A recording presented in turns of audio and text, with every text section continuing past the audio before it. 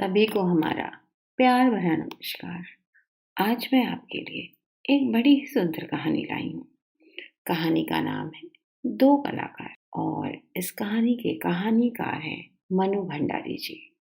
मनु भंडारी जी की बहुत सारी कहानियों को हम पहले भी पढ़ चुके हैं और आपने इसका वीडियो भी देखा होगा। शमशान। मनु भंडारी जी अपनी कहानियों में बहुत ही सजीव रही हैं और बहुत ही प्रसिद्ध रही हैं। आपकी कहानियों में नारी जीवन की समस्याओं का बहुत ही मार्मिक ढंग से वर्णन किया गया है। आपकी रचना शैली बहुत ही संयत और प्रवाहपूर्ण है। भाषा बहुत ही सजीव और आडंबर शून्य। शायद इसीलिए आपकी कहानियां दिल को छू लेने वाली होती हैं। आपके कहानी संग्रहों में मैं हार गई, तीन निगाहें, तस्वीर बहुत ही प्रसिद्ध हुई हैं। कहानी के क्षेत्र में मनु भंडारी जी अपना एक विशेष स्थान रखती हैं। आइए आज आपकी एक बहुत ही प्रसिद्ध कहानी दो कलाकार के बारे में थोड़ा जानते हैं, थोड़ा देखते हैं और थोड़ा सुनते हैं। चलिए कहानी शुरू करते हैं। मगर उससे पहले मैं आपसे एक रिक्वेस्ट करना चाहती हूँ। प्लीज़ इस वीडियो को पूरा देखिएगा और ध्यान से सुनिएगा, तभी आपको अपने सारे सवालों के जवाब मिलेंगे। और अगर आपको पसंद आए तो एक लाइक तो बनता है, और अगर समझ में भी आ जाए तो प्लीज़ सब्सक्राइब करिएगा। तो ये तो हो गई थोड़ी सी वीडियो की बातें। चलिए आइए हम कहानी सुनते हैं और कहानी देखते भी हैं। दो कलाकार। ये कहानी दो कलाकारों की है। इस कहानी के मुख्य पात्र, या यूं कहिए मुख्य रूप से दो पात्र हैं। एक का नाम है अरुणा और एक का नाम है चित्रा। ये कहानी इन्हीं दो कलाकारों के इर्द गिर्द घूमती रहती है। जो इसमें अरुणा है, इसका एक और बहुत प्यारा सा नाम है रूनी। अरुणा जो है समाज सेविका है। समाज की रचना करने में, समाज को सुधारने में, समाज की गलतियों का बोझा अपने कंधे पर लेने के लिए हमेशा तैयार है। और चित्रा एक कलाकार है जो रंगों से खेलती है, अपनी कल्पनाओं में रंग भरती है। रंग, ब्रश, यही इसके सबसे प्रिय आभूषण है। चित्रा जो है वो एक बहुत सुंदर कलाकृति बना रही है। जब हम कुछ बनाते हैं तो हमारे मन में होता है कोई तो इसे देखे, कोई तो इसे सराहे। चित्रा की बेस्ट फ्रेंड अरुणा है, बहुत ही प्यारी, बहुत ही पक्की सहेली। अरुणा सोती रहती है, चित्रा जाके उसे झकझोर के जगा देती है और कहती है, ए रोनी उठ ना। चित्रा सोते सोते आंखें मलते हुए उठती है, थोड़ा खींच जाती है, थोड़ी झल्लाहट के साथ। क्या है? चित्रा अरुणा का हाथ खींचकर अपने कमरे में ले जाती है और उसे अपने बनाए हुए चित्र के सामने खड़ा कर देती है। देखो देखो, मेरा चित्र पूरा हो गया। चित्रा बहुत ही एक्साइटेड है। उसकी कलाकृति पूरी हो गई है, जिस पर उसने बहुत मेहनत करी है, घंटों बैठी है, पसीने बहाए हैं, कल्पनाओं में रंग भरे हैं, फिर हकीकत में रंग भरे हैं। मगर अरुणा को ये सब समझ नहीं आता। वो उसे थोड़ी देर ध्यान से देखती रहती है और थोड़ा खींच के कहती है, ओह, तो इस कलाकृति को दिखाने के लिए तुमने मेरी नींद खराब कर दी। चित्रा बड़े ही प्यार से फिर से अरुणा से कहती, जरा ध्यान से देखो ना। और पता है, इस चित्र में, मेरी इस कलाकृति में मुझे पहला इनाम मिलेगा। चित्रा का यह सपना है कि उसे प्राइज मिले, फर्स्ट प्राइज उसकी पेंटिंग पर उसको मिले। वो अपनी हर कलाकृति में यही सपना देखकर बनाती है और उस बात पे मुहर वो अरुणा से लगवाती है। मगर अरुणा को रंगों का खेल समझ में जरा कम ही आता है। अरुणा बहुत ध्यान से उसको देखती है, फिर कहती है, जरा ये बता दो, मैं इसे किधर से देखूं? कहीं ऐसा ना हो कि तुमने बनाया कुछ हो और मुझे समझ में कुछ आए, इसलिए तुम मुझे बता दो, मुझे देखना किधर से है। अब की बात थोड़ी सी ठिठोली करके वो कहती है, कहीं ऐसा ना हो तुमने हाथी बनाया हो और मुझे उल्लू समझ में आ जाए। अरुणा बहुत कोशिश करती है मगर उसे कहीं पर कुछ समझ नहीं आता। फिर वो एक बार पूछती है, जरा बता दो, तुमने इस चित्र में 84 लाख योनियों में से कौन सी योनि का चित्र बनाया है? अब की बार चित्रा थोड़ा सा गुस्सा हो जाती है और कहती है, तो आपको यहाँ कोई जीव नजर आ रहा है? जरा अच्छी तरह देखो और समझने की कोशिश करो। अरुणा फिर से कोशिश करती है और कहती, अरे ये क्या है? इसमें तो ऐसा लगता है सड़क, आदमी, ट्राम, बस, मोटर, मकान सब एक दूसरे पर चढ़ते चले जा रहे हैं, मानो सबकी खिचड़ी पक गई हो। क्या घनचक्कर बनाती हो तुम? ये कहकर अरुणा ने चित्र रख दिया और चली जाती है। चित्रा फिर से अरुणा के पास जाती है और कहती है, जरा सोच कर बताओ ना, ये किसका प्रतीक है? इसमें तुम्हें क्या दिख रहा है? अरुणा थोड़ी ठिठोली करते हुए कहती है, ये तुम्हारी बेवकूफी का प्रतीक है। आई है बड़ी प्रतीक वाली।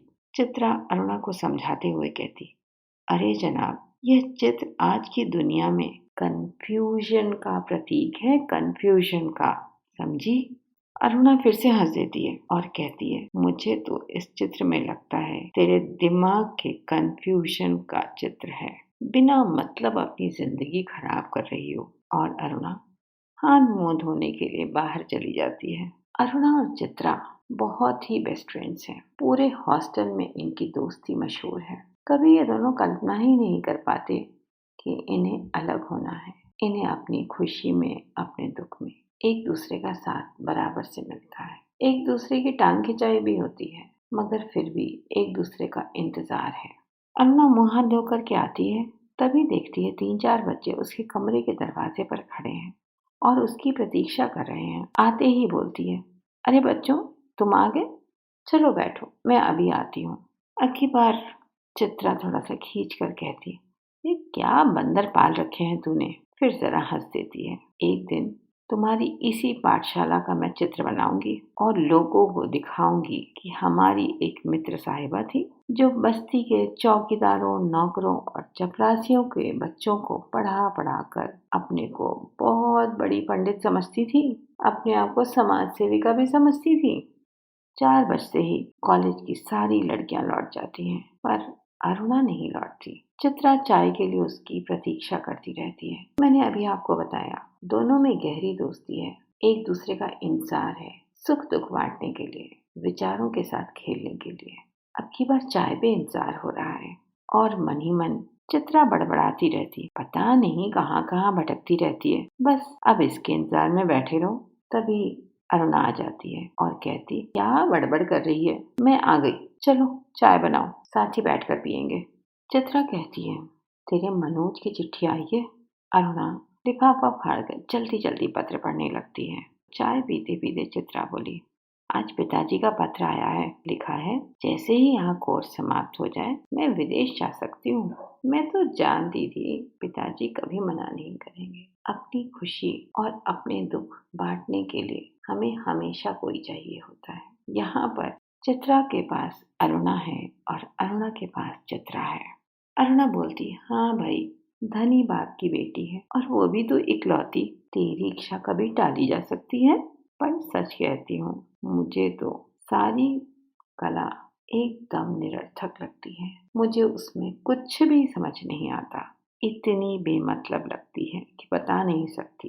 किस काम की ऐसी कला जो आदमी को आदमी न रहने दे। अरुणा थोड़ा सा आवेश में आ जाती है। तभी चित्रा बोलती है, तो तू मुझे आदमी नहीं समझती क्या?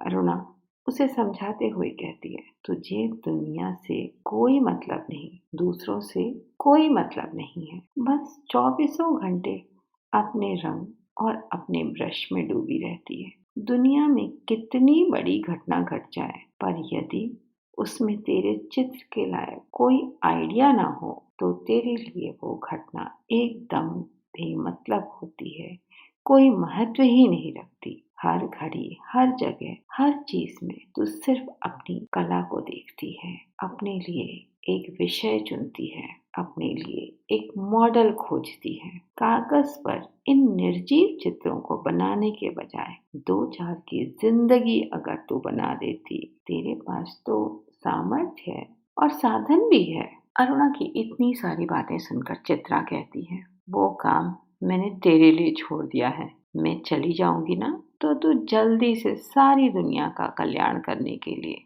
झंडा लेकर निकल पड़ना और सबका भला कर देना। चित्रा जोर से हंसने लगती है। 3 दिन से लगातार मूसलाधार बारिश हो रही है।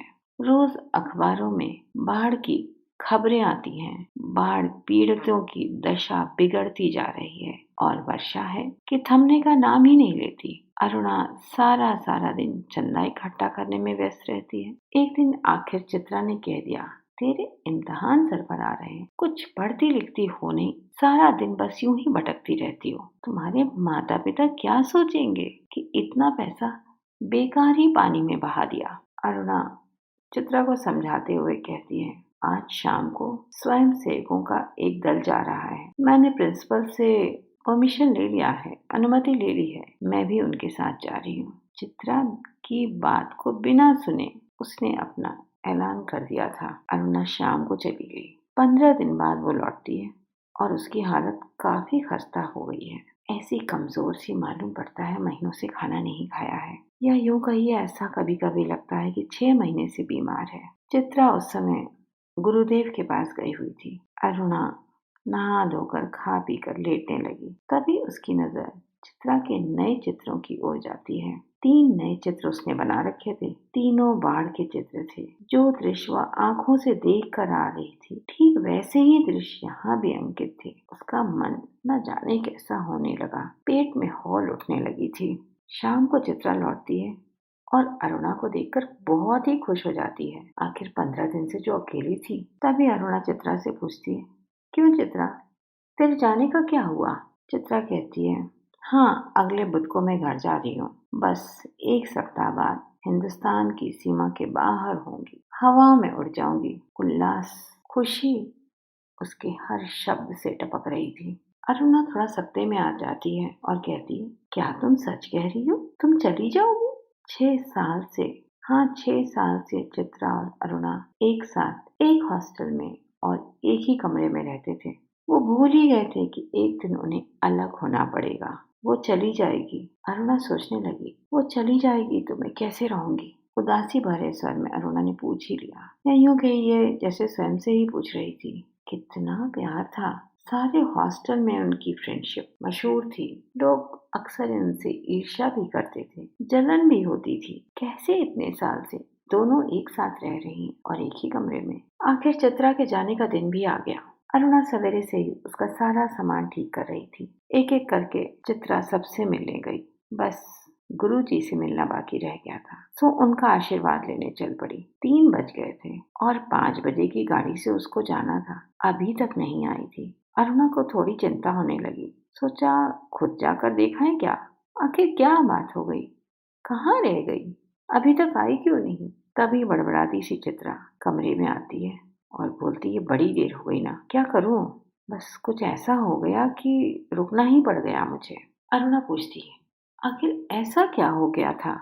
2 घंटे में तुम्हारी ट्रेन है, तुम्हें जाना है। तभी एक साथ 2-3 लोगों की आवाजें। गर्ग स्टोर के सामने पेड़ के नीचे अक्सर एक भिखारिन बैठी रहती थी। लौटी तो देखा कि वो वहां मरी पड़ी है और उसके दोनों बच्चे उसके सूखे शरीर से चिपक कर बुरी तरह रो रहे हैं। जाने क्या था उस सारे दृश्य में कि मैं अपने आप को रोक नहीं पाई। बस एक रफ्सा स्केच बना लिया। इसी में थोड़ी देर हो गई थी। 4:30 बजे चित्रा हॉस्टल के फाटक पर आ गई, मगर अब की बार अरुणा का कहीं पता नहीं था। बहुत सारी लड़कियां उसे स्टेशन भी छोड़ने गईं, पर चित्रा की आंखें तो बार बार अरुणा को ही ढूंढ रही थी, जो हमेशा से हर सुख में हर दुख में हमेशा उसकी साथी थी। मगर आज वो नहीं थी। चित्रा ढूंढती रही, चित्रा की आंखें ढूंढती रही अरुणा को, मगर अरुणा का कहीं पता नहीं था। कुछ दिनों बाद चित्रा विदेश भी चली गई। विदेश जाकर चित्रा पूरे तन मन से अपने काम में जुट गई और उसकी इस लगन में उसकी कला को निखार दिया और उसकी इस लगन ने उसकी कला को और भी निखार दिया था। विदेश में उसके चित्रों की धूम मच गई थी। भिखारिन और उसके 2 अनाथ बच्चे, इस चित्र ने तो अखबारों के कॉलम भर दिए थे। चित्रा आज शोहरत के उस कगार पर बैठी थी जो उसने बहुत पहले एक सपना देखा था। चित्रा अब जैसे अपना पिछला सब कुछ भूल गई थी। शुरुआत में पहले वर्ष अरुणा से कुछ पत्र व्यवहार होते थे और वो बहुत नियमित ढंग से होते थे। फिर धीरे धीरे कम होते चले गए और फिर बंद ही हो गए थे। पिछले 1 साल से तो उसे ये भी नहीं मालूम था कि वो कहाँ है। अनेक प्रतियोगिताओं में उसका ये अनाथ शीर्षक वाला चित्र प्रथम पुरस्कार पा चुका था।